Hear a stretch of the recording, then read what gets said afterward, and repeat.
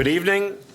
Welcome to Our Life in Poetry, Auden in New York. I'm Francis Levy. Ed Nersessian and I are co-directors of the Philoctetes Center.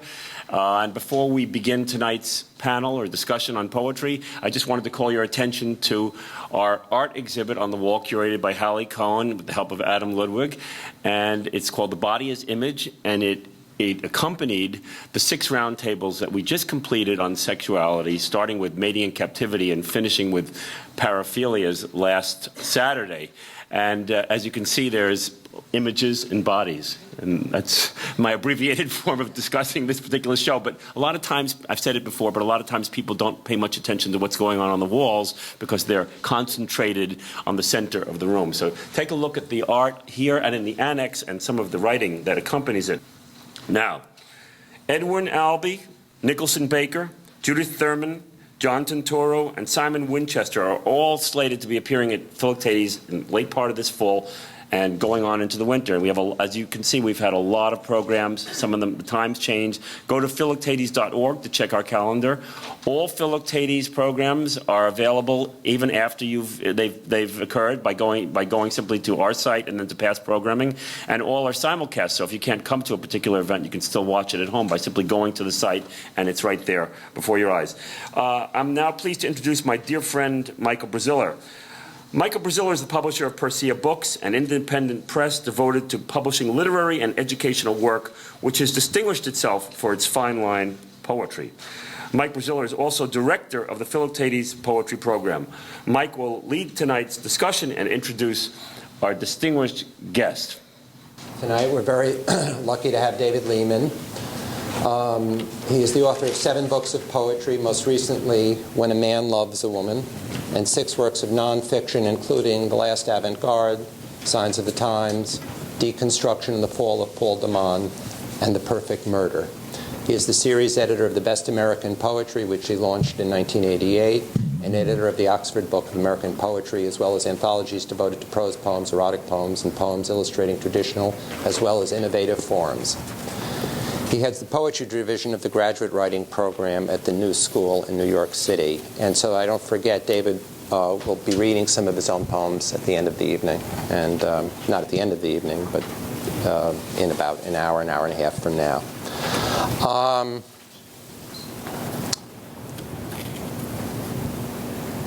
Okay, so as we usually do, David will begin with a few words about, before we leap into the poems, a few words about Auden himself.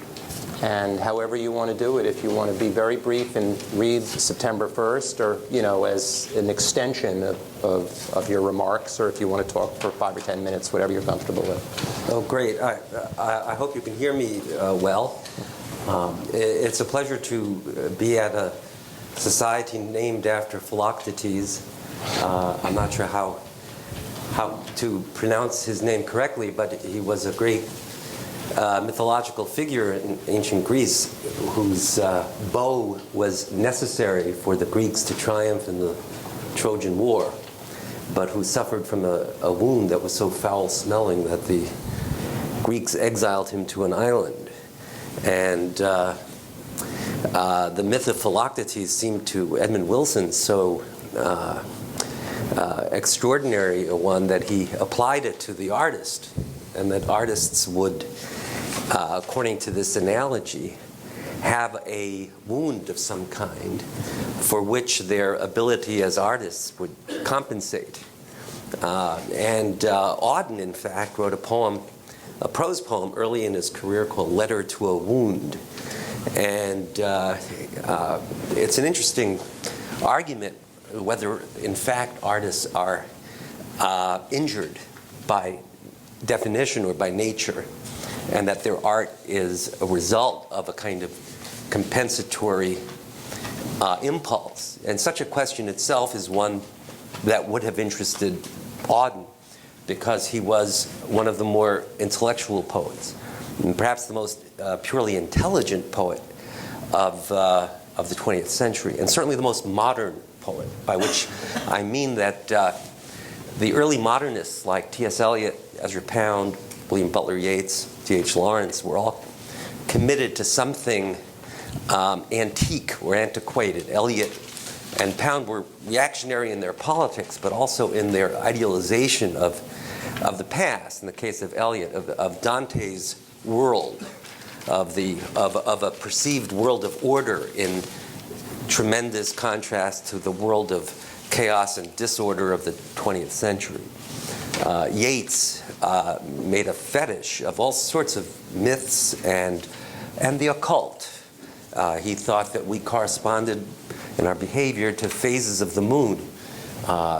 It was as if astrology itself were not complicated enough for Yeats. In fact, if he were around, he would be the perfect person to edit the horoscope pages of a magazine. And I wish I could reach him by Ouija board just to sound him out on that subject. But Auden accepted the world as it was. He was born in York, England. It's sort of a nice irony that someone born in York would come to live in New York. He was the son of a doctor. At the age of 2, the family moved to Birmingham, which is in the Midlands in England. He was in love with machinery, and he thought he would become an engineer. He went to a private school, and then he went to Oxford. In 1925, he started writing poetry. He was so good at it that a classmate of his, named Stephen Spender, also a poet, published a book of Whiston's poems when Whiston was 21. His name is Whiston U. Auden. And by the time he graduated from Oxford, at the age of 23, he had a book of poems published by Faber and Faber, the editor-in-chief of which was T.S. Eliot. So you couldn't be more successful at a younger age than W.H. Auden. This is a mixed blessing because everyone's eyes are on you from that moment on, and you are the acknowledged leader of the Young Turks. You are the head poet. All these other literary figures like Spender, Lewis MacNeice, C.D. Lewis, Christopher Isherwood were in the Auden circle. And it was generally understood that Auden was the leader in talent and in sort of natural inclination or ability. In the 1930s, he was very much influenced by Marx, by Freud, by the journeys he took, often with one of his friends. He was a great collaborator, literary collaborator, that is. He would write a play with Isherwood, The Dog Beneath the Skin. It's great work. He went to Iceland with MacNeice. He went to China. He went to Spain. And he grew increasingly uncomfortable with the role that he was assigned, which was the leader of a new generation of poets, and also the voice of a certain kind of left-wing point of view. He went to Spain in 1937 to take part in the Civil War. It's not clear to this day whether he went to drive an ambulance or just to be an observer. But when he was there, he wrote a poem called Spain. That was an incendiary poem. It was written not only to express solidarity with the Loyalists, the Republicans, in their clash with Franco and the fascist forces, but as a kind of exhortation, a kind of workers of the world unite. And at one point in the poem, he talks about how tomorrow we may have concerts and symphonies and orchids and swans, but today the struggle, today the conscious acceptance of guilt in the necessary murder. And this line was assailed by George Orwell, who wrote an essay and said such a line, the idea of a necessary murder, could only be written by someone who is conveniently somewhere else when the trigger is pulled. And that it's only written by someone who doesn't even know that fire is hot, let alone that you can be burned by it. Auden was very sensitive to criticism, and he was very ruthless in self-examination. And he changed that line from the conscious acceptance of guilt in the necessary murder to the conscious acceptance of guilt in the fact of murder. But he didn't think that was quite good enough, so he jettisoned the poem. He junked it. He would not let it be reprinted. And this is true of a lot of Auden's poems. He was a very severe judge of his own work. And in January of 1939, in the great event in his life, the line of demarcation, he came to the United States. Why he came to the States is worth discussing. There are multiple reasons, but he and Christopher Isherwood came here. The English have not forgiven him to this day, at least many people. I went to study at Cambridge for 2 years, and that was very clear to me that there was a bitter resentment of W.H. Auden for abandoning England in its time of need when on the eve of war. But he did not, he wanted to come to America. In a way, there was a kind of trade, you know, the way that Indians might trade their star pitcher to the Tigers. Well, England traded Auden for Eliot. We gave them T.S. Eliot, and they gave us W.H. Auden. Now, both of them became Christian, and they both became very orthodox in a way, but in very different ways. And it's interesting that Eliot wanted to go to a country of profound order and tradition. And Auden was attracted to New York and to all the sprawling diversity of America. There are many other differences between them. But once he came to America, Auden wrote some of the most important poems of his career. He became a U.S. citizen in 1946. He profoundly influenced the course of American poetry, in part because he was an astute judge. He was the judge of the Yale Younger Poets Series for, I think, 12 years. And he was by far the best judge they ever had. He picked the first books of Adrian Rich, James Wright, W.S. Merwin, John Ashbery, Daniel Hoffman, you know, real all-star cast, and very various. And people also came to visit Whiston because he was fond of his martinis in the evening, and his table talk was worth listening to, and in fact recorded by lots of people. There are dozens of posthumous volumes that have come out by people who just recorded things that Whiston would say. Now, in the first month that he was here, he on the 29th of that month, January 29, 1939, William Butler Yeats died.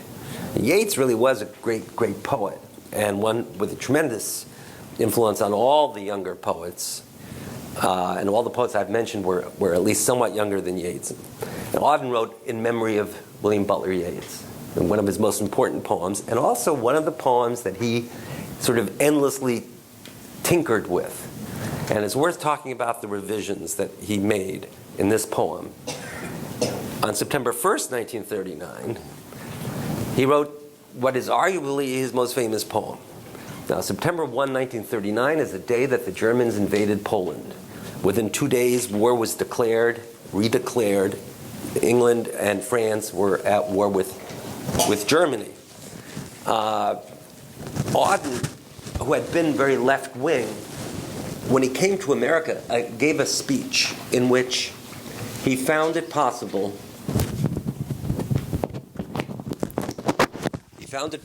to avoid speaking into a microphone in the same way that I did, because he was very shy. But then someone helpfully came back and rehooked him up so that he could speak again. But what he found was that he was exceptionally good at moving a crowd with words, and this scared him. And he had a lifelong fear of demagoguery, and that was it for him as a politician. But on September 1, 1939, he found himself at a bar on West 52nd Street called Dizzy Club. Now, West 52nd Street is known to this day as Swing Street because of the great jazz bars there were, like Jimmy Ryan's or Eddie Condon's. You could hear some very good swing jazz. But swing is a very interesting word because it has a kind of sexual meaning too. You could swing, meaning either be unfaithful or be bisexual. And Auden was essentially homosexual, and Dizzy's was essentially a homosexual gay bar, and essentially is a word that really does not belong in either of those sentences. But he sat in the bar where younger men, since he was now 32, were cruising, and he wrote a poem. And a poem about the fate of the world. And this is rare enough that on the day something extraordinary happens, you have someone writing a poem on that day that is worth reading years later. And the thing is that on September 11th, 2001, this terrible catastrophe befell us. And in the months thereafter, this poem of Auden's circulated electronically in chat rooms, by email, in newspapers. It was reprinted. It was discussed. And it can't be because it was an easy poem, because it is not an easy poem. It's a very, very complex and difficult poem. And it was one that Auden came so much to dislike for what he called its incurable dishonesty that he revised one line, the most offensive line in his mind. That didn't seem to work, so he just took out that whole stanza. That didn't work, so he just dropped the poem entirely and forbade people from reprinting it, which they do, we do, because, as he says in his poem about Yeats, that the poet's works have a life of their own, and you really can't interfere with them. But I think I ought to read you this poem, since it's on your sheet, on the third page, September 1, 1939. It's in 9 stanzas, each of which has 11 lines, if I'm not mistaken. Why don't we count? Excuse me, 9 stanzas of 11 lines each. And if you need, you could pass this sheet to the... Thank you. So I'll read it, and please feel free to interrupt, with questions or comments. Well, it begins with this very American phrase. An Englishman would never write, "I sit in one of the dives on 52nd Street," not only because there's no 52nd Street in London, but the word dive is not a London word. This is an aggressively American opening to a poem. I sit in one of the dives on 52nd Street, uncertain and afraid, as the clever hopes expire of a low, dishonest decade. Waves of anger and fear circulate over the bright and darkened lands of the earth, obsessing our private lives. This unmentionable odor of death offends the September night. Accurate scholarship can unearth the whole offense, from Luther until now, that has driven a culture mad. Find what occurred at Linz, what huge imago made a psychopathic god. I and the public know what all school children learn: those to whom evil is done do evil in return. Exiled Thucydides knew all that a speech can say about democracy and what dictators do, the elderly rubbish they talk to an apathetic grave. Analyzed all in his book, The Enlightenment Driven Away, the habit-forming pain, mismanagement, and grief. We must suffer them all again. Into this neutral air, where blind skyscrapers use their full height to proclaim the strength of collective man, each language pours its vain, competitive excuse. But who can live for long in an euphoric dream? Out of the mirror they stare, imperialism's face and the international wrong. Faces along the bar cling to their average day. The lights must never go out. The music must always play. All the conventions conspire to make this fort assume the furniture of home, lest we should see where we are, lost in a haunted wood, children afraid of the night, who have never been happy or good. The windiest militant trash important persons shout is not as crude as our wish. What Mad Nijinsky wrote about Diaghilev is true of the normal heart. For the error bred in the bone of each woman and each man craves what it cannot have, not universal love, but to be loved alone. From the conservative dark into the ethical life, the dense commuters come, repeating their morning vow. I will be true to the wife. I'll concentrate more on my work. And helpless governors wake to resume their compulsory game. Who can release them now? Who can reach the deaf? Who can speak for the dumb? All I have is a voice to undo the folded lie, the romantic lie in the brain of the sensual man in the street, and the lie of authority, whose buildings grope the sky. There is no such thing as the state, and no one exists alone. Hunger allows no choice to the citizen or the police. We must love one another or die. Defenseless under the night, our world in stupor lies. Yet, dotted everywhere, ironic points of light flash out wherever the just exchange their messages. May I, composed like them of eros and of dust, beleaguered by the same negation and despair, show an affirming flame. Now let me ask you a question. What disturbed the author of this poem so much? I mean, you've just heard me read a poem that I think you must admit sounds very rhetorically impressive. And many of the statements in it sound quite unobjectionable. And indeed, the poem seems to be infused with a somberness that is suitable to its occasion. But why would the author of this poem dislike it to such an extent that he would forbid an editor from reprinting it in an anthology? Now, if that's too general a question, let me put it this way. Well, let me try to respond, and then we'll open it up a little. Sure. And we can do question and answer as we go if you want to do that. All right. Is it? I don't know the answer to it, but it's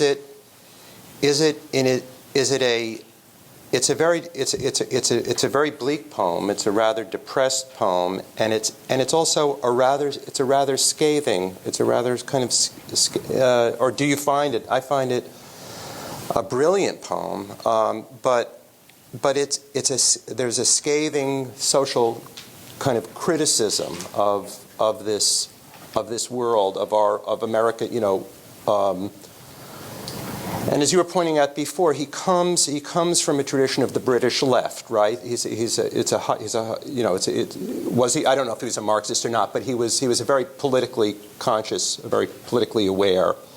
Am I close to it, or do we want to throw it open, or what? Okay. I'll give you it is very, I agree, it's a brilliant poem, and it's a scathing poem that seems to be full of a kind of critique of the people at the bar, the commuters, us, our ambitions to build skyscrapers like the Tower of Babel.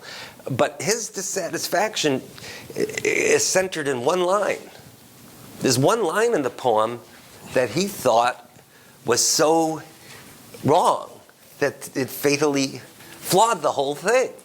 And I wonder, since this one line bothered him so much, I wondered how obvious it might be to others. Is that I can't play because I know the answer, unfortunately. So it was one line. Okay. One line seems so wrong. Yeah, well, what about the line, all I have is a voice? All right, so that's one candidate.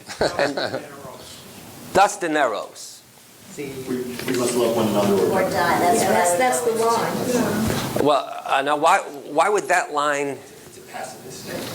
No, because it's a cliche. All right, so the line is it's either hyperbolic, pacifist, or a cliche. That's why he hates the line. It's all three. It's pacifist, it's hyperbolic, or it's a cliche. So those are good. Well, another line I found very interesting is from Luther until now that has driven the culture mad. In other words, it starts with Luther, who was great, and comes down the imago, huge imago that made a psychopathic god, which is Hitler or Nazism. Right. Well, we've covered just about. And also, I don't think he should have throw away this poem. This poem is fantastic with all its whatever. It's unbelievable. Pretty good. Poem. Yeah. September 1st, 1939. Whatever else he might have been thinking, this was World War II. At the same time, he's not sure who has the answers, although he knows that the Nazis have to be beaten. And it's interesting you mentioned the necessary murders, which he threw away, which maybe he shouldn't have thrown away, because how else, Orwell, in my opinion, was very wrong. And there's a reason why Orwell did necessary murders, working for the British Civil Service. Okay, now So there's a lot of things. we've covered a lot of the poem. I'll Yes, take there's a a lot of wild things. guess, and I don't know why, but it's not of each man and woman praise what it cannot have. And I think not universal love, but to be loved alone. I think of that because it points to something I see again and again in his poems, and what you talked about initially, the wound, of some deep distrust or question of fidelity or lasting love or certain problems of love or certain problems of trust. But anyhow, this is interesting. So what? I'm sorry. No, I'll just listen, but this gentleman has hands. Can I change my vote? Yeah, go ahead. The line, to those whom evil is done, do evil in return. Well, that's a problematic line. But the line that distressed Auden was the first line you mentioned. We must love one another or die. And he felt that this was a bad line because we must love one another and we're going to die in any event. Oh, I see. We're going to die in any event is the problem he has with the line, and he changes it at one point, Right. trying to rescue the line, the stanza, and the poem, changes one word, the word or. It makes it, we must love one another and die. And in doing so, he destroyed the poem. Yeah. That is to say, we must love one another and die is truer than we must love one another and die.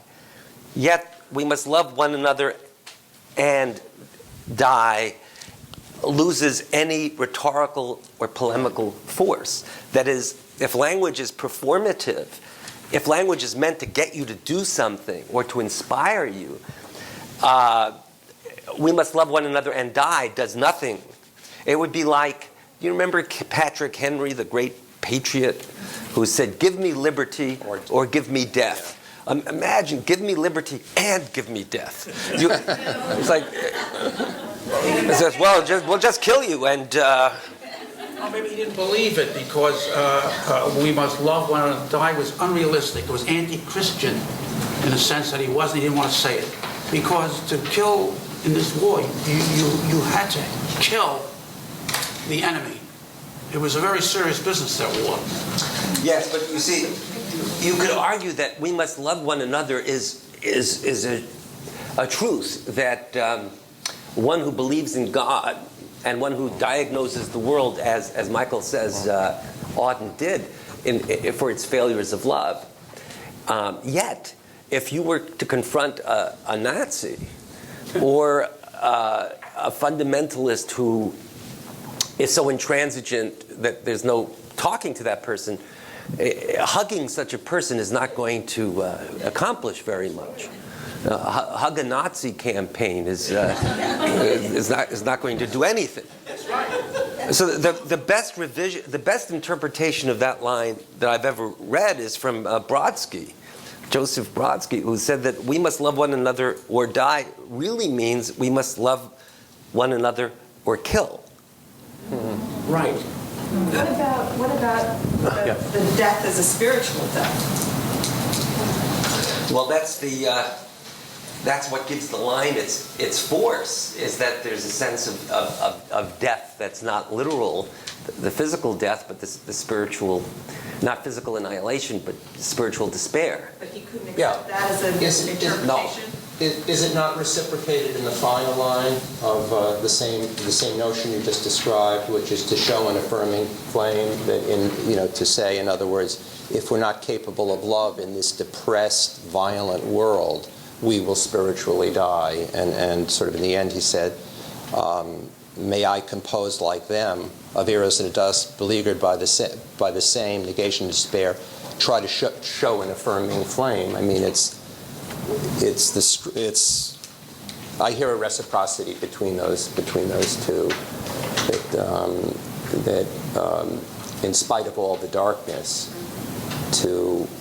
and maybe it's in a Christian notion to love in spite of that, or to send forth a flame, or to find grace amidst this. Yeah. Well, the poem really does end on an affirmative notion, which is the poet's imperative, I think. Although you might argue that the poem's diagnosis of despair is much more convincing than the final plea in it. But this gentleman, when he changed his vote, pointed to a problematic line. The second stanza of the poem sort of gives you explanations of why have we come to this pretty pass of September 1, 1939. Well, Luther is mentioned. Why Luther? Perhaps Luther is emblematic of German nationalism. Perhaps he is emblematic of the Reformation, Protestantism, the capitalist ethic. But you have an idea that you want to share. I seem to recall that Luther was accused of being the voice that set the trend in Germany, where there was a split between religion and political life. And he said the two had to remain separate, so that religion and moral expressions would not, from henceforth, really impact the course of the nation in terms of its political life and activity. Well, Auden felt that because of Luther in religion and Descartes in philosophy, there were these splits between the mind and the body, between the state and the individual, and that much of the modern illness could be traced back to those dualities. So I think you're really onto something. But how about Linz? You know what happened at Linz? That's where Hitler grew up. Is a huge imago. Is he the psychopathic god? Is that Hitler? Yeah. Yes, I think the idea is that Hitler didn't have a father at home, Right. And remember, Auden has tried busily to integrate Freud and also popularizers of Freud. Right. And he's making a kind of analysis of Hitler's creation of an imago, a psychopathic god, as a function of his psychosis. So there are two causes there. And then the third is the line that this gentleman pointed out: those to whom evil is done do evil in return. And who can deny that the Treaty of Versailles was highly punitive? Right. It was a very problematic resolution to the First World War, creating economic disasters in the 1920s. However, there's a problem with that line, which is that if you're very literal in reading that line, you might say, well, in that case, are the Germans justified in marching into the Sudetenland, the Rhineland, Austria, What makes Poland? it so great, although imperfect, is this attempt to bring so much history into it and so much knowledge and so much feeling for what occurred and what was occurring. It was a gigantic phenomenon that was going on. And he didn't have all the answers. He didn't even know that he had the right answer, in terms of, and I do feel, that if it's just love, it's just not good enough. I mean, you can't resolve such great problems with just love alone because it won't happen. It can't happen. And he somewhat knew it, and yet, well, there's so much great stuff. I sit in one of the dives. Whoever hears that word dives now. That's such a wonderful word. So it's great poetry, but it's imperfect in the sense of the ideas that he's putting forward. And he knew it. But it's so historical. It takes up so much. That's what makes it so great. Well, in the original version of the poem, the first stanza has instead of the clever hopes expire of a low dishonest decade, he had written as the last mad hopes expire of a low dishonest decade. And I think he improved the poem. Yes. Wait, what does he have, in which version we have as clever hopes expire? Right. In a later version? No, an earlier version was as the last mad hopes expire. Oh. But clever is much better, isn't it? Because it points to how glib and the negotiators This are. decade with Chamberlain. Not mad. Clever. Clever is much better. Yeah. Auden's use of adjectives is always very interesting. Habit-forming pain at one point. Habit-forming pain is terrific. It's also a perfect a single phrase for what a neurosis is. In another poem, Musée des Beaux-Arts, he has the phrase, it was not an important failure. Was it? Icarus falls out of the sky and nobody's looking. For them, it was not an important failure. The idea that one failure would be unimportant, that's on top of everything else. We're not going to, I'm a little concerned about time. You want to try to conclude this for a second? And Sure. then maybe I could read one of the, we talked about departing and reading a very, very different kind of poem. But why don't we try to conclude it, and then there'll be questions and answers afterwards. And I want you to read the Yeats in memory of W.B. Yeats. Great. Okay. I didn't know time was running by, but that's an Auden theme. It's time. And it really it is. Well, which is the one? Which is it the villanelle that Will is about? time say nothing but I told you? Okay, I'm gonna read that now. Time will say nothing but I told you. Okay. Time only knows the price we have to pay. Well, why don't I read it and on the subject of time? And but I kind of interrupted you and I didn't mean to. But do we want to conclude about? Yes, we can always return to it. Okay. Good. So what are you in memory of W.B.? No, we're gonna look at I'm going to this read a villanelle. villanelle, if I could tell you. It begins with the lines of, and it's a total departure, and shows, we could say, a less intellectual, a less didactic, a less politically conscious, and than the poem we opened with. And it shows his mastery of form, which is peerless. He's able to write any meter, any form. Oh, it's a brilliant. Did you know what struck me? Something you said about him. This mystery of coming to America and putting himself sort of in the thick of things. Sort of.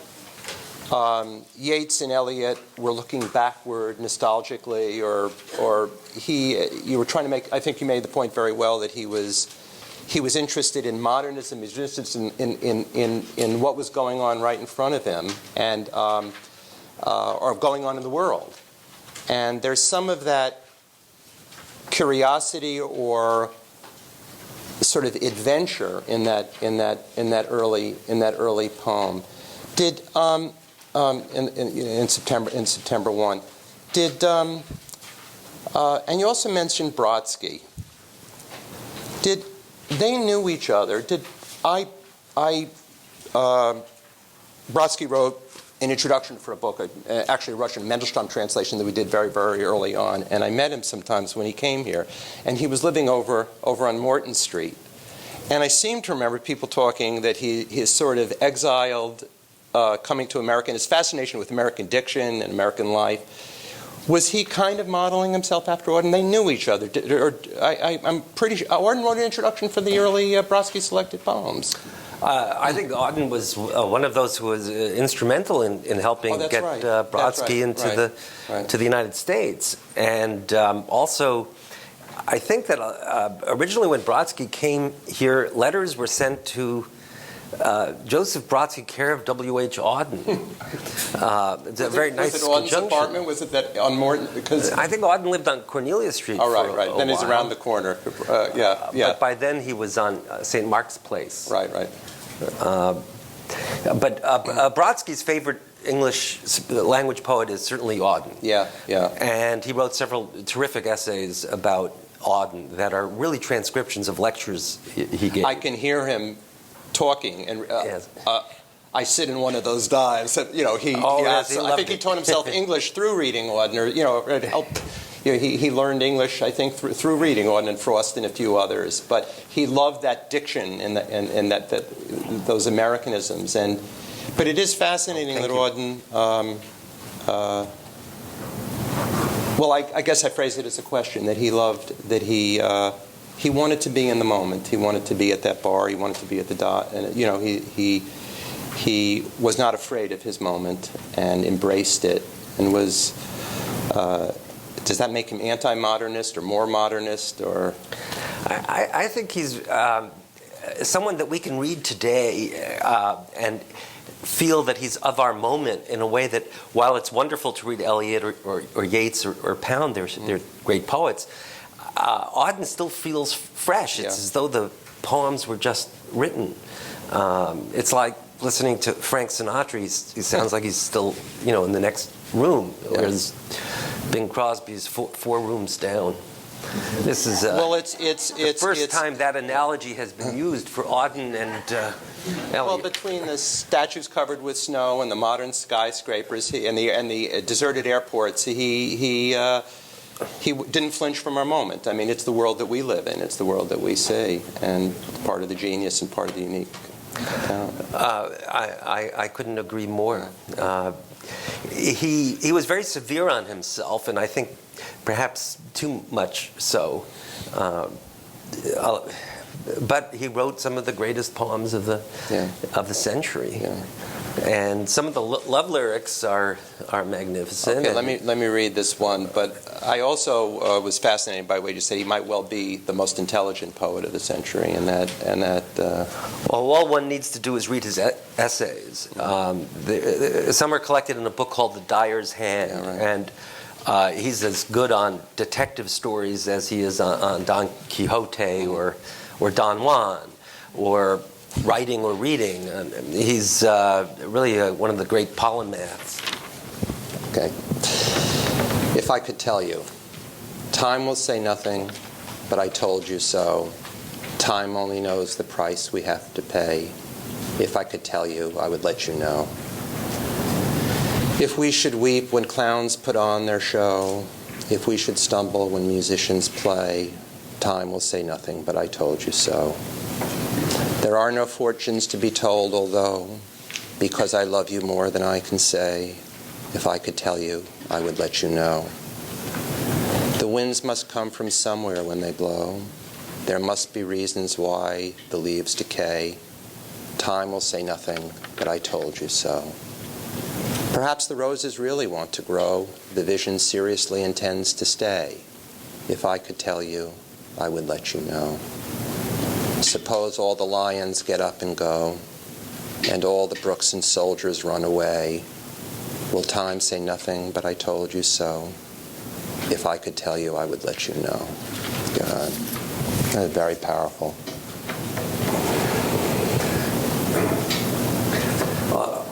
Auden was such a serious craftsman and poet, and yet every so often he would do something very, very capricious. For example, in the collected poems of 1945, to conceal his development as a poet, he didn't organize the poems chronologically by composition, but alphabetically by first line.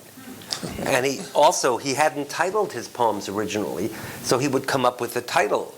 And the title he came up for this poem was "But I Can't." Oh, right. Yeah. But I Can't. Yeah. Which is, in a way, it's a great title, but you'll see it in anthologies listed as Villanelle, If I Could Tell You, and But I Can't. And time in this poem is like a god. That is, he becomes more resigned to the notion that you can't do anything. And that if you're a poet in particular, all you have is a voice. And who will speak for the dumb is a line in the Proverbs, in the Bible. But in the Yeats poem, he has the line, "Poetry makes nothing happen." One of the most famous statements.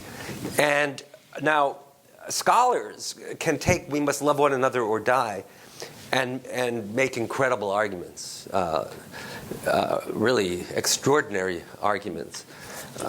And they can take "Poetry makes nothing happen" and do the same thing. Like poetry doesn't, the line, "People don't shoot people, guns shoot people."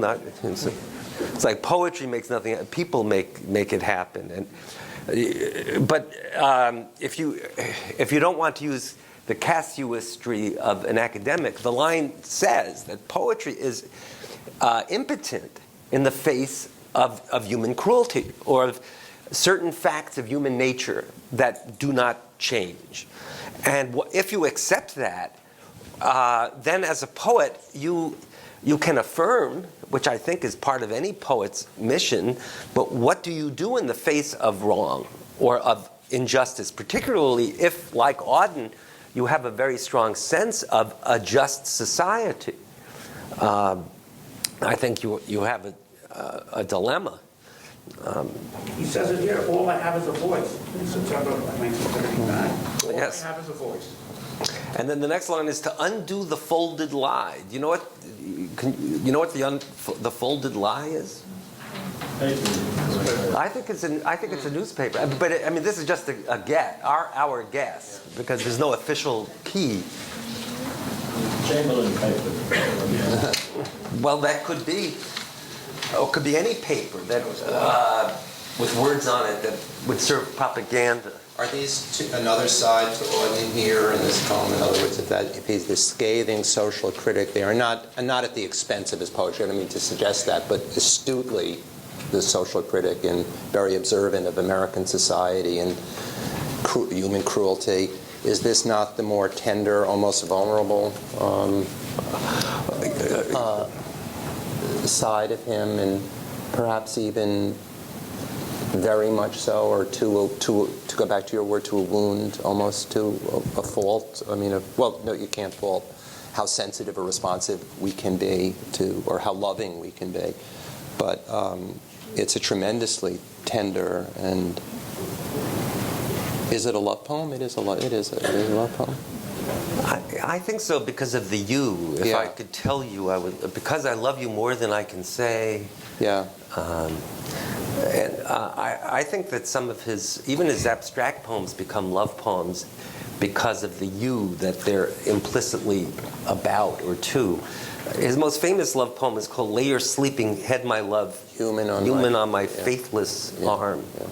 Yeah. There's always slightly or frequently it's not anonymous. It's some lover who isn't specified, and there frequently seems to be some disconnect or some perhaps question of fidelity or of lastingness, or... Well, exactly. He came to America and within a few months fell in love with a Brooklyn lad, a very handsome, poetically inclined young man, was the son of a dentist. This young man was very promiscuous. I mean, they were. Did you think of that? Is this poem written to a younger person? Do you think? Is there something? Oh, leaves decay. Is there something perhaps of that specific relationship? I think Chester was a little younger than Whiston. I'm not sure how many years younger, but probably at least 5 or 6 years younger.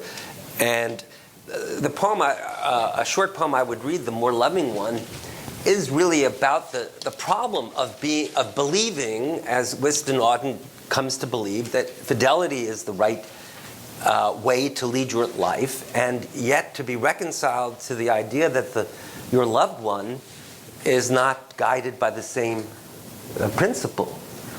And so he writes this poem in 1957, which I'd like to read. I think it's in the pages. Yes, here. it's in. We have it here. It's called The More Loving One. No, I think you do. I think you do. This is a famous. This also has a very famous line, doesn't it? The more loving one. The more loving one. Do you have a copy? It's right after. Well, Okay.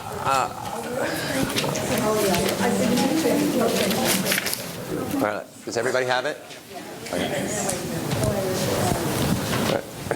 Looking up at the stars, I know quite well that for all they care, I can go to hell. But on earth, indifference is the least we have to fear from man or beast. How should we like it were stars to burn with a passion for us we could not return? If equal affection cannot be, let the more loving one be me. Admirer, as I think I am, of stars that do not give a damn, I cannot, now I see them, say, I missed it terribly all day. We're all stars to disappear or die. I should learn to look at an empty sky and feel its total dark sublime, though this might take me a little time.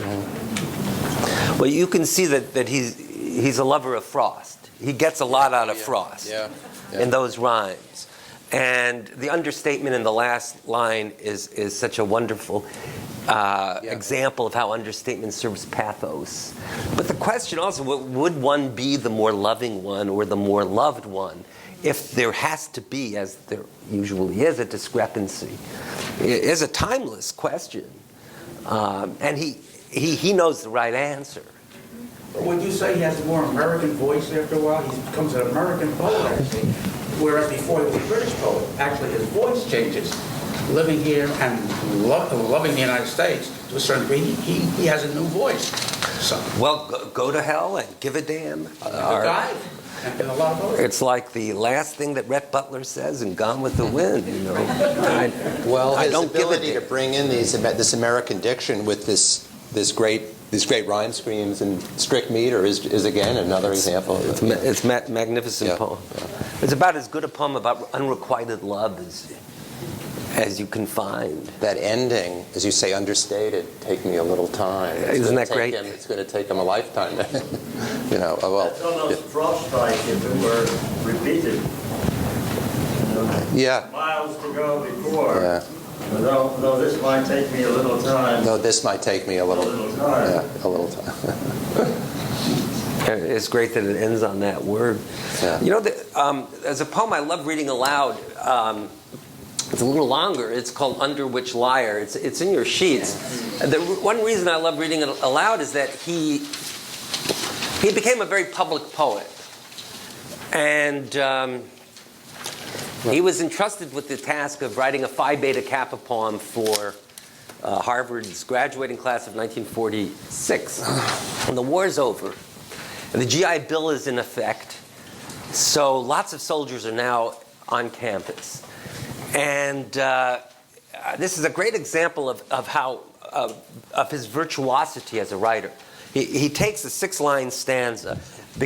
Each one begins with a couplet and then a quatrain in the ABBA rhyme scheme that we often find you find in Tennyson's In Memoriam, for example. It's like a sandwich rhyme. a couplet enclosed within another rhyme. And it's very characteristic of Auden, the mature Auden, that is post-1940 Auden, that he divides the world into two. In this case, between those who follow Hermes and those who follow Apollo. Apollo is like the Apollo in Nietzsche. The Apollo is the order, the person who shapes things and makes sure that the schedules are met. And Hermes is the in Auden, based on the messenger god Mercury. He's the more flighty one, the more artistic one, the one with whom Auden's own sympathies lie. And it's very much a university poem. And Is this a harbinger of our culture wars now? Well, I don't know that it is, but I guess we could see. Okay, let's see. So we might not have time for the eights, but let's do this. Let's do this. We have well, it 30 or 40 depends. minutes. I say we're on to this. Let's do it. It's a lot of fun. It's a great. Okay. Oh, it's a wonderful poem. And Ares, I should say, the first name in the poem, the first word is the Greek for Mars, the god of war. So he's quit the field. Now we're at peace. Ares at last has quit the field. The bloodstains on the bushes yield to seeping showers, and in their convalescent state, the fractured towns associate with summer flowers. Encamped upon the college plain, raw veterans already train as freshman forces. Instructors with sarcastic tongue shepherd the battle-weary young through basic courses.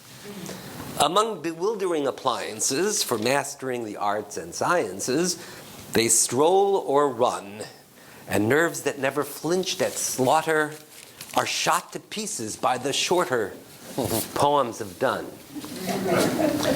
Professors back from secret missions resume their proper eruditions, though some regret it.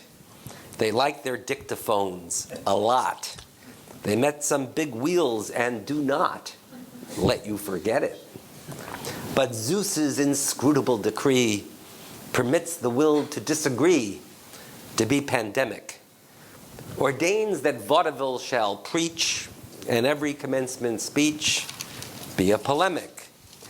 Let Ares doze, that other war is instantly declared once more twixt those who follow precocious Hermes all the way and those who without qualms obey pompous Apollo. Brutal like all Olympic games, though fought with smiles and Christian names, and less dramatic, this dialectic strife between the civil gods is just as mean and more fanatic. What high immortals do in mirth is life and death on Middle Earth. Their ahistoric antipathy forever gripes all ages and somatic types. The sophomoric, who face the future's darkest hints with giggles or with prairie squints as stout as Cortez, and those who, like myself, turn pale as we approach with ragged sail the fattening 40s. The sons of Hermes love to play and only do their best when they are told they oughtn't. Apollo's children never shrink from boring jobs but have to think their work important. Related by antithesis, a compromise between us is impossible. Respect, perhaps, but friendship, never. Falstaff the fool confronts forever the prig Prince Hal. If he would leave the self alone, Apollo's welcome to the throne, fasces and falcons. He loves to rule, has always done it. The earth would soon, did Hermes run it, be like the Balkans. But jealous of our god of dreams, his common sense in secret schemes to rule the heart, unable to invent the lyre, creates with simulated fire official art. And when he occupies a college, truth is replaced by useful knowledge. He pays particular attention to commercial thought, public relations, hygiene, sport in his curricula.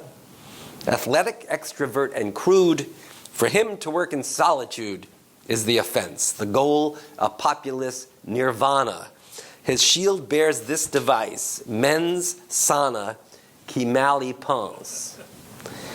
Today his arms, we must confess, from right to left have met success. His banners wave from Yale to Princeton, and the news from Broadway to the book reviews is very grave. His radio homers all day long, an over-Whitmanated song that does not scan. With adjectives laid end to end, extol the donut and commend the common man. His to each homely lyric thing, on sport or spousal love or spring, or dogs or dusters, invented by some courthouse bard for recitation by the yard in filibusters. To him ascend the prize orations and sets of fugal variations on some folk ballad, while dietitians sacrifice a glass of prune juice or a nice marshmallow salad. Charged with his compound of sensational sex plus some undenominational religious matter, enormous novels by co-eds rain down on our defenseless heads till our teeth chatter. In fake hermetic uniforms behind our battle line, in swarms that keep alighting, his existentialists declare that they are in complete despair, yet go on writing. No matter, he shall be defied. White Aphrodite is on our side. What though his threat to organize us grow more critical? Zeus willing, we, the unpolitical, shall beat him yet. Lone scholars sniping from the walls of learned periodicals, our facts defend. Our intellectual marines, landing in little magazines, capture a trend. By night, our student underground at cocktail parties whisper round from ear to ear. Fat figures in the public eye collapse next morning, ambushed by some witty sneer.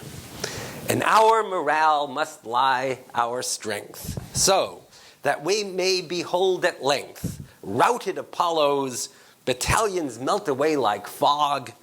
Keep well the hermetic decalogue, which runs as follows.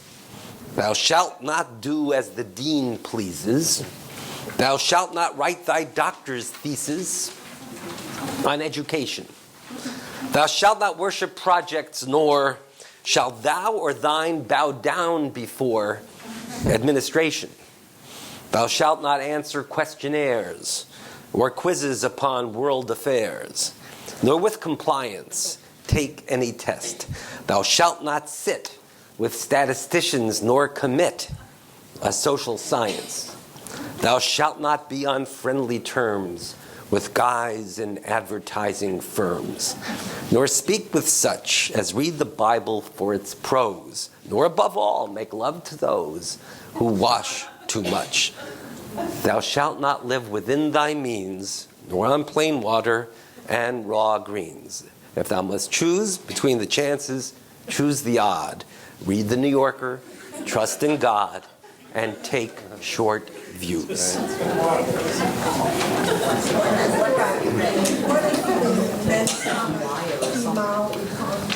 What he did is he took two phrases. One, mens sana in corpore sano, means a healthy body, mind and a healthy body. And aniswaki malipens means evil to him who thinks evilly.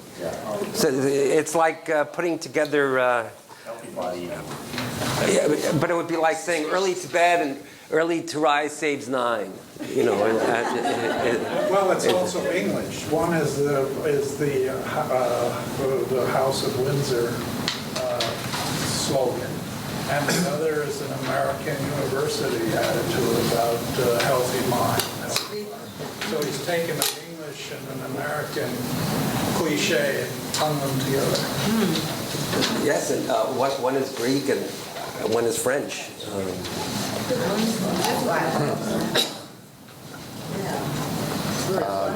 Yeah, Latin and French. So he became, I think back of your dichotomy with Eliot going over there and becoming conservative and religious. He came over and also became an astute social observer of American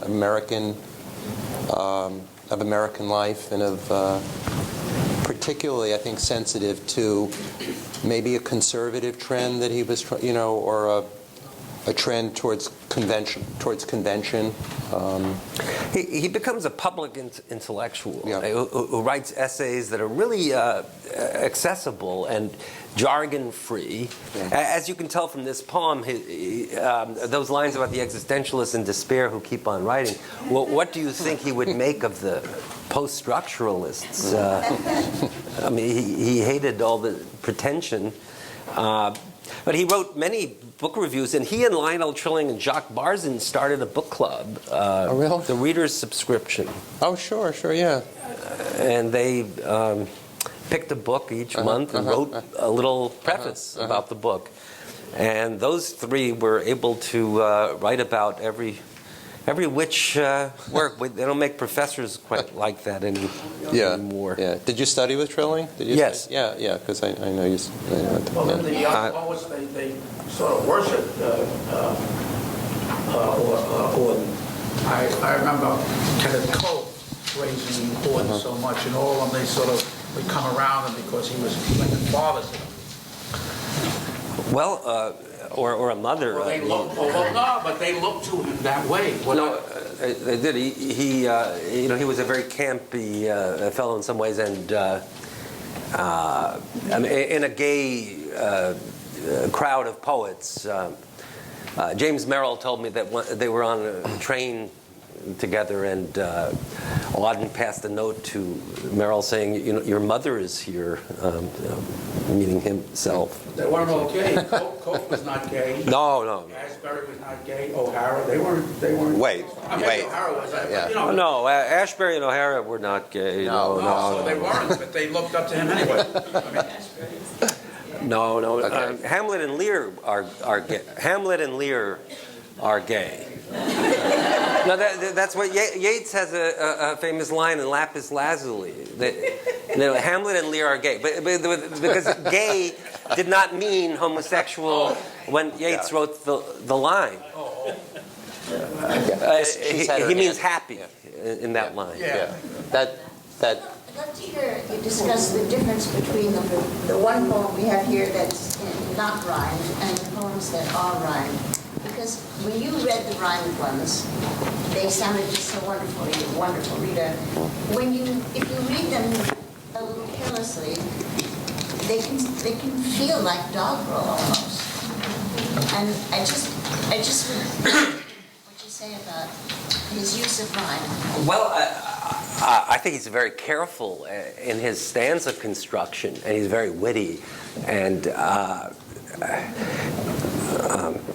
so I don't think it's doggerel at all. But I think that if we were to try to write a poem in this stanzaic model, it would be much harder for us to avoid that kind of trap because we don't have quite the equipment he has.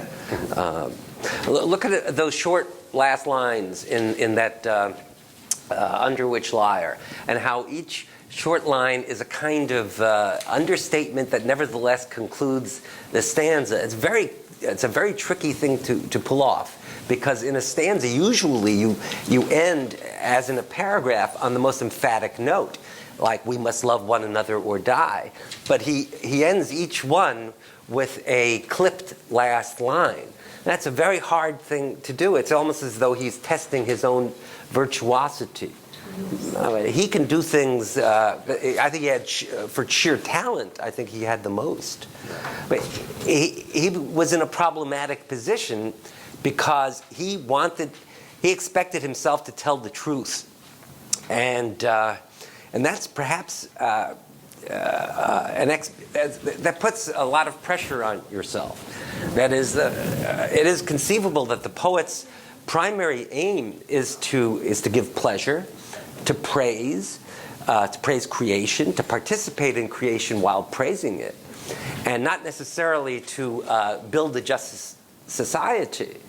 And if you were Auden and you were afraid of your own power and insisted that every line you write must measure up to a certain standard of truth, I think that you might make things very difficult for yourself. So this poem, the Phi Beta Kappa poem, is a brilliant poem, but in certain ways it's less ambitious than September 1, 1939. But it's also not problematic. Both poems have the word defenseless in them. But one of them is defenseless in the coming war, and the other is that we're defenseless because novels are raining down on us by Sex and the City authors. Well, he's using, in a way, he's using satire or this tone of comedy. Really, it's more than just satire. Also, I thought a lot of Don Juan. I mean, well, yes. Used that kind of meter from somebody else too, and it was purely social satire. Absolutely. Auden's one of Auden's favorite poets is Byron, and in an old Signet edition, which is probably out of print, but you can get it via Amazon, the selected poetry of Byron, as edited by Auden, is a treasure. And one of the best poems he wrote in the 30s is called Letter to Lord Byron. It's not in ottava rima, unlike Don Juan. It's in 6-line stanzas, but it's the very spirit of Byron. Letter to Lord Byron by Auden. Very much like him. And he believes in comic verse, in light verse. He writes academic graffiti. He wrote a whole book of, what do you call those,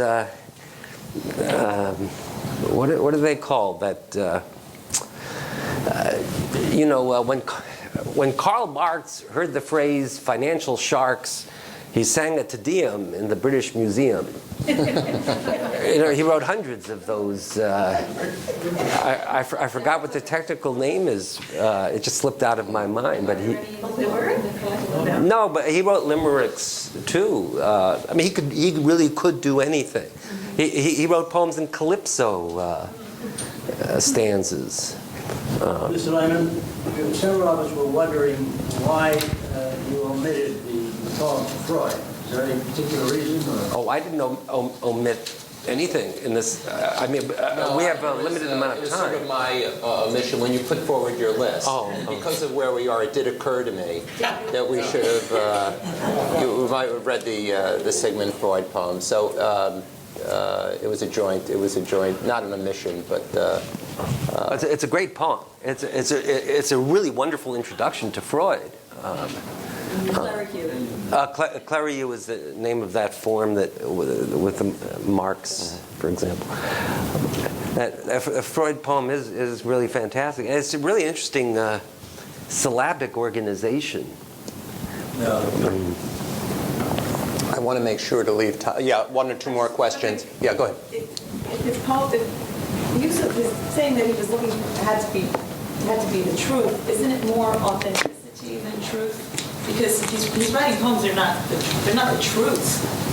They're not hold up against certain facts necessarily, but he wants them to be authentic. Well, I would wager that everyone in this room would find September 1, 1939 to pass any test that we would give it for being a real poem, a lasting poem.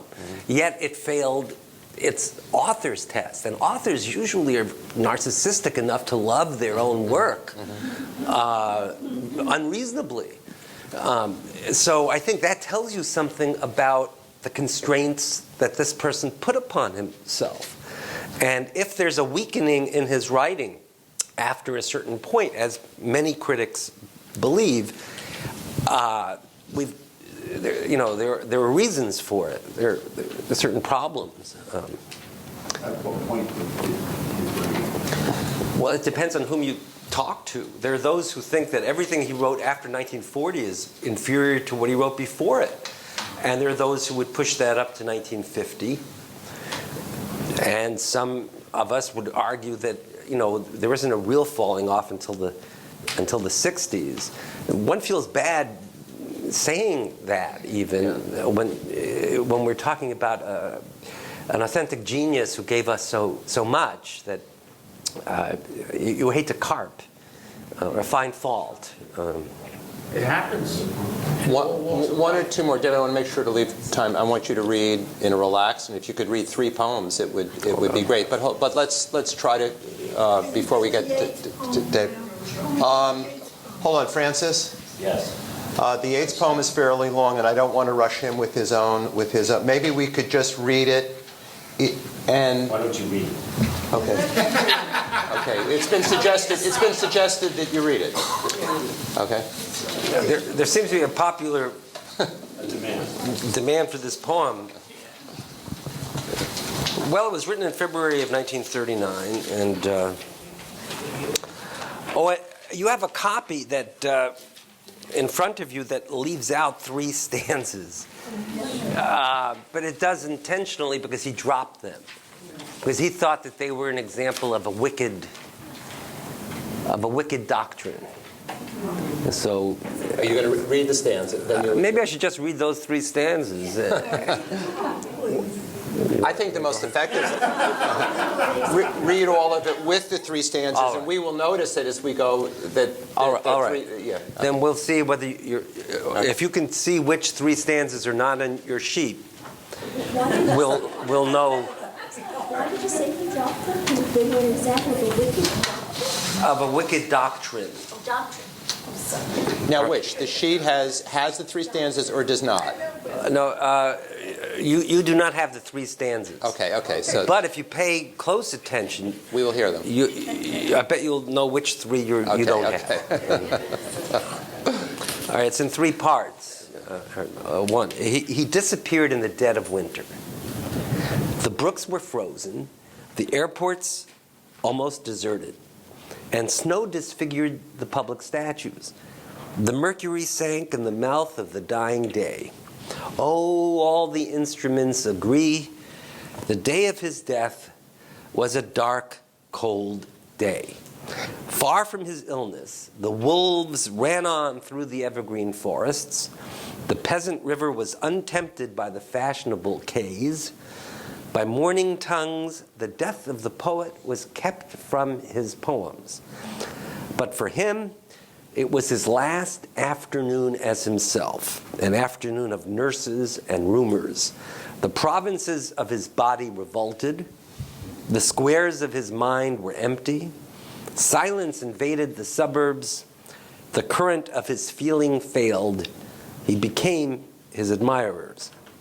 Now he is scattered among 100 cities and wholly given over to unfamiliar affections, to find his happiness in another kind of wood and be punished under a foreign code of conscience. The words of a dead man are modified in the guts of the living. But in the importance and noise of tomorrow, when the brokers are roaring like beasts on the floor of the bourse, and the poor have the sufferings to which they are fairly accustomed, and each in the cell of himself is almost convinced of his freedom, a few thousand will think of this day as one thinks of a day when one did something slightly unusual. Oh, all the instruments agree the day of his death was a dark, cold day. 2, you were silly like us. You survived it all. The parish of rich women, physical decay, yourself. Mad Ireland hurt you into poetry. Now Ireland has her madness and her weather still. For poetry makes nothing happen. It survives in the valley of its saying where executives would never want to tamper. It flows south from ranches of isolation and the busy griefs, raw towns that we believe and die in. It survives. A way of happening, a mouth. Earth, receive an honored guest. William Yeats is laid to rest. Let the Irish vessel lie emptied of its poetry. Time that is intolerant of the brave and innocent, and indifferent in a week to a beautiful physique, worships language and forgives everyone by whom it lives, pardons cowardice, conceit, lays its honors at their feet. Time that with this strange excuse pardoned Kipling and his views, and will pardon Paul Claudel, pardons him for writing well. In the nightmare of the dark, all the dogs of Europe bark, and the living nations wait, each sequestered in its hate. Intellectual disgrace stares from every human face, and the seas of pity lie locked and frozen in each eye. Follow, poet, follow, write, to the bottom of the night. With your unconstraining voice, still persuade us to rejoice. With the farming of a verse, make a vineyard of the curse. Sing of human unsuccess in a rapture of distress. In the deserts of the heart, let the healing fountain start. In the prison of his days, teach the free man how to praise. So you see the three stanzas that he left out are, in a way, they're really Auden-esque. That is, he writes about time as in the Villanelle that Michael read. He writes about time in a famous ballad called "As I Walked Out One Evening," that time waits for no one. Time is intolerant of a beautiful physique. How true.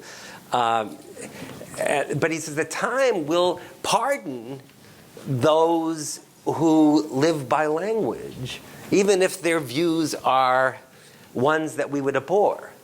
Now, he dislikes this, first of all, because implicitly it suggests that his views are correct, unlike Yeats's, Kipling's, and Claudel's. So he thinks this is just, he's very hard on himself. And second of all, he doesn't think that it's a good excuse. He doesn't think these things are necessarily excusable if written well. I mean, that's a really, whether consciously or not, he stumbles into these incredible arguments. That is, once you know that that Heidegger was a Nazi, what do you do with his philosophy? Is it all contaminated? What do you do with the knowledge that Céline was a fascist? How does that affect your feeling about their art? I mean, he's raising this issue in these three stanzas.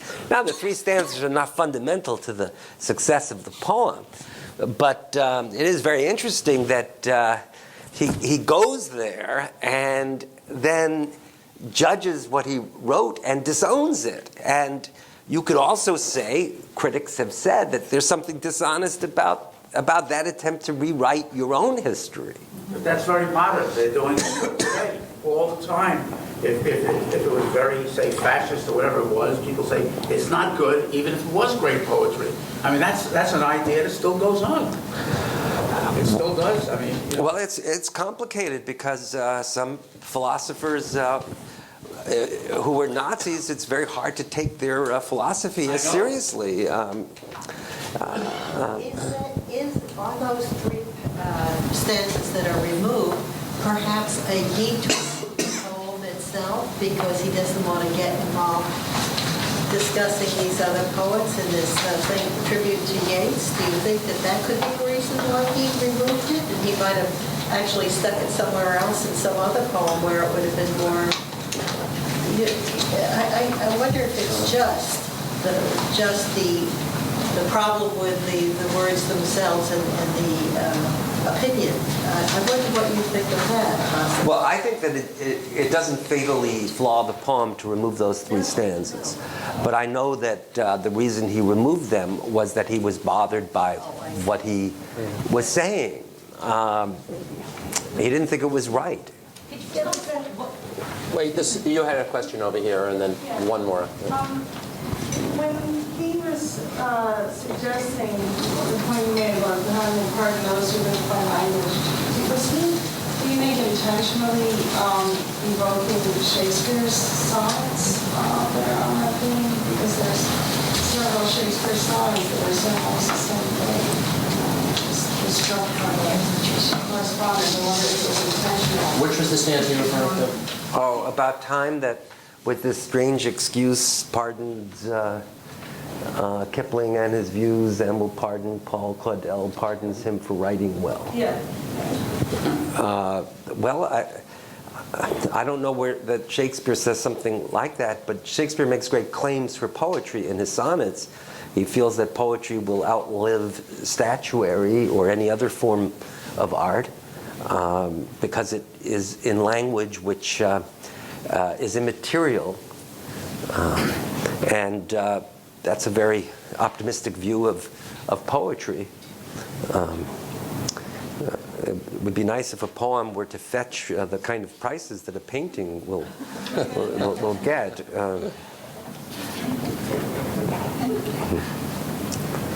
Did he know Yeats? No, no, I don't think that they even met.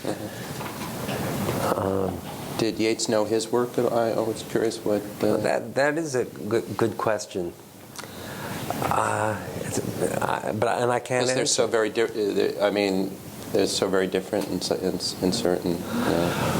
What we do know is that Auden picked up from Yeats certain stanzaic patterns. Right. And the September 1, 1939 has a model in Yeats's Easter 1916, which is also in a kind of trimeter.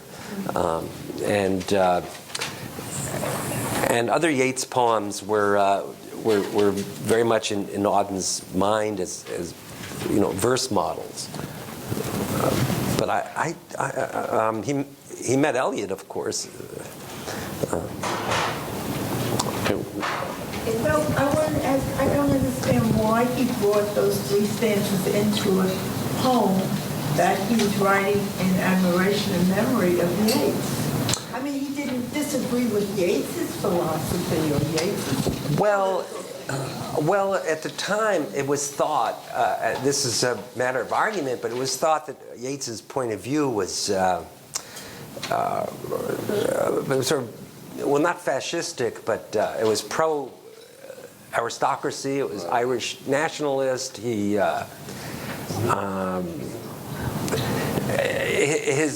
politics were conservative to the point of being reactionary.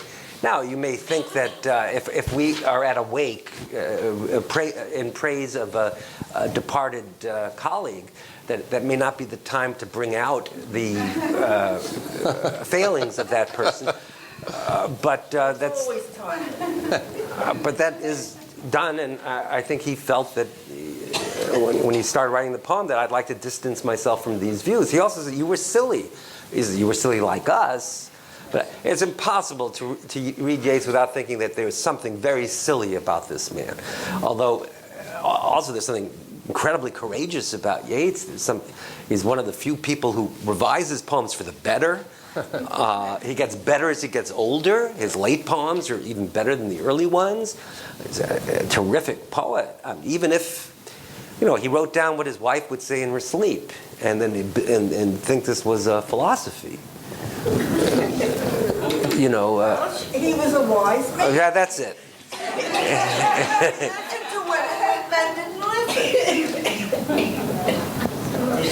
Okay, I want to leave time for you to read some of your own work, and I think you have 15 or 20 minutes to do so. Oh, well, that's a very generous amount of time. Well, thank you.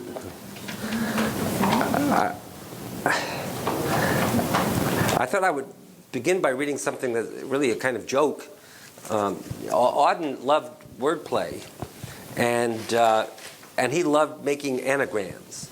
So I made a villanelle entirely out of anagrams of the name Whiston U. Auden. Whiston U. Auden, a villanelle. Why shun a nude tag? Why stun a huge hand?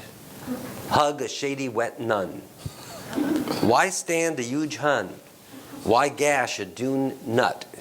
Why shun a nude tag? Guy hands you new hat? Haw, the Sunday gun. Hug a shady wet nun.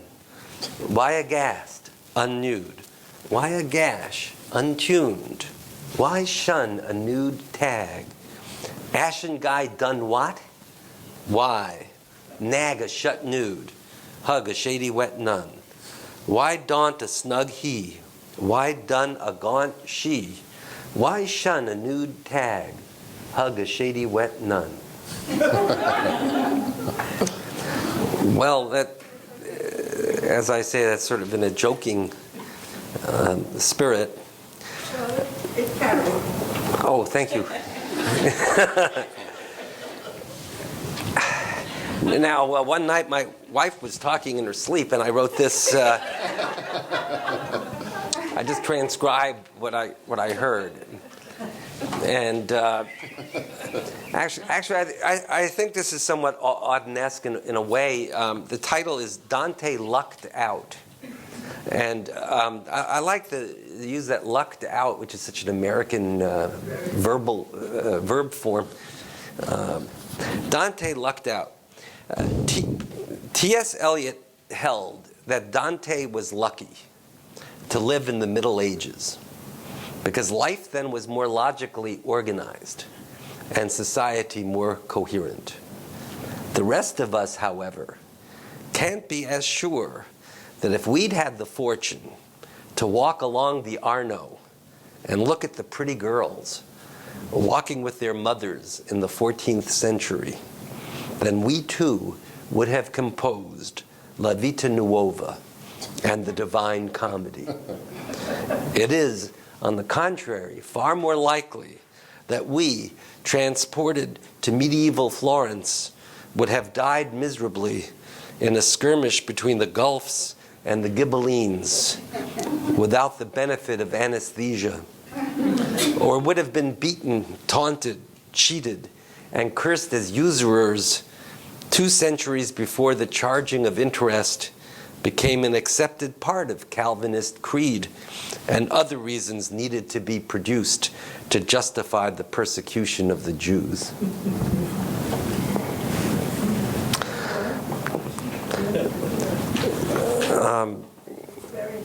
Oh, thank you. I like the double alliteration at the end: produce, justify, persecution, Jews. But I think that's, Auden once said that if 2 poets came to him, young poets, and one said, and he said, why do you write? And if the answer was, well, I have a lot to say, there wouldn't be much hope for that poet. But if the poet said, oh, because I like fooling with words, that was the poet to encourage. So, I think he said, I remember this reading when I was young, above all, a poem must be a well-made verbal object. Before, that's right. That's him. Yeah. That's really true. Yeah. Here's a very short poem called Radio. And the governing form here is that 3 words per line as a formal constraint. Radio. I left it on when I left the house for the pleasure of coming back 10 hours later to the greatness of Teddy Wilson after you've gone on the piano in the corner of the bedroom as I enter in the dark. Thank you.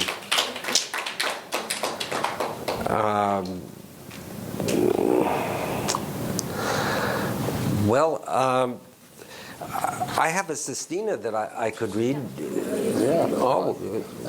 Well, Auden wrote a few of them, really good ones. A friend of mine named Judith Hall, who's a poet, wrote me a letter in which she said, she had the phrase, the old constellation of wish, word, guilt, pleasure, shame. And I wrote back saying, I think that you have the makings of a Sestino. All you need to do is add one word. Because you need 6 words recurring in a predetermined pattern. And so you should write this. And a day later, I wrote to her saying, you don't have to write that poem. The old constellation, which I dedicated to Judith. Other people go to bed. I just sit and wish for nothing much, just to know the word when I hear it, and not to feel the guilt that other people associate with pleasure, or something more primal than guilt, shame, which is what you get for having a body. What can be worse than not having a body? In my veins, there is a wish.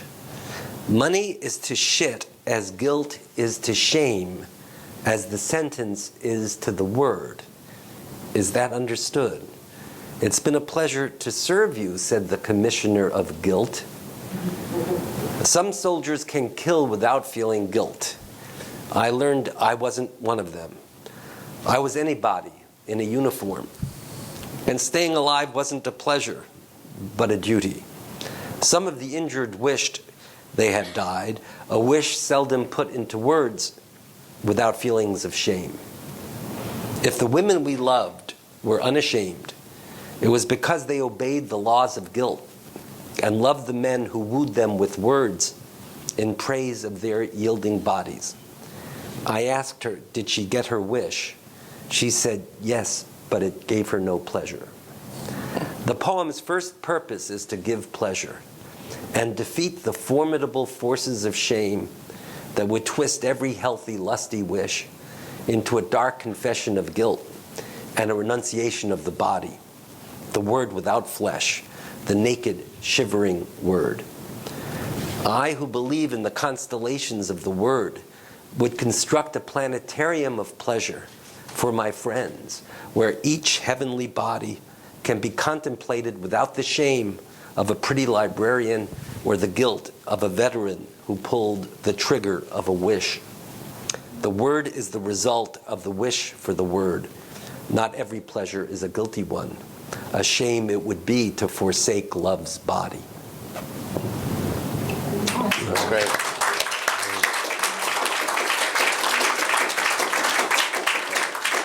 One more, can you? Well, how about one more in the spirit of ideas? Because Auden is really a great poet of ideas, and at a certain point he falls in love with capital letters. History with an H, luck with a capital L.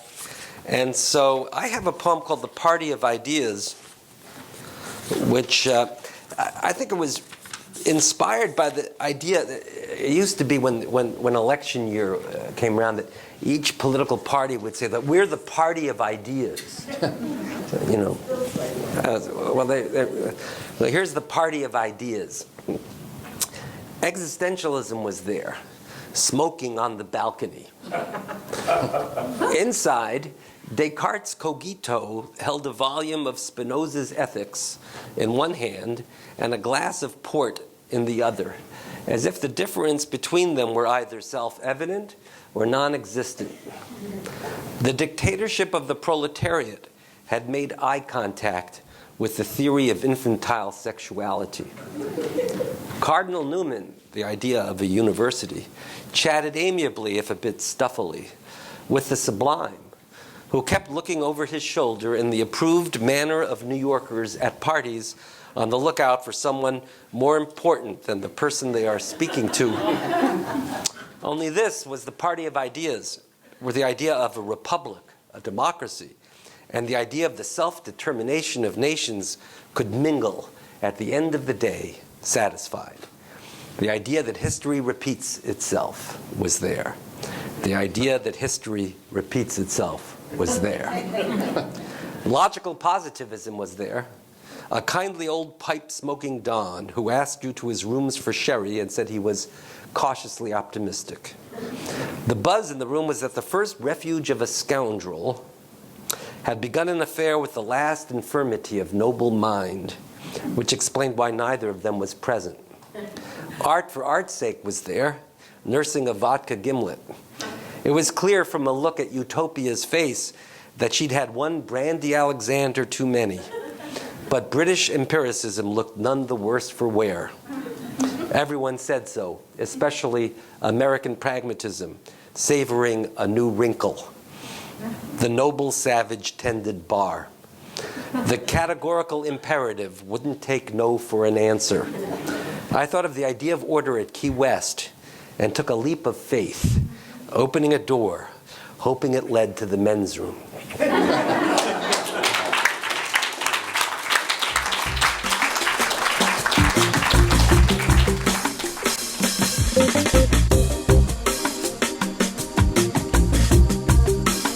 Further information about our programs and a complete archive of past Philoctates events is available at philoctates.org.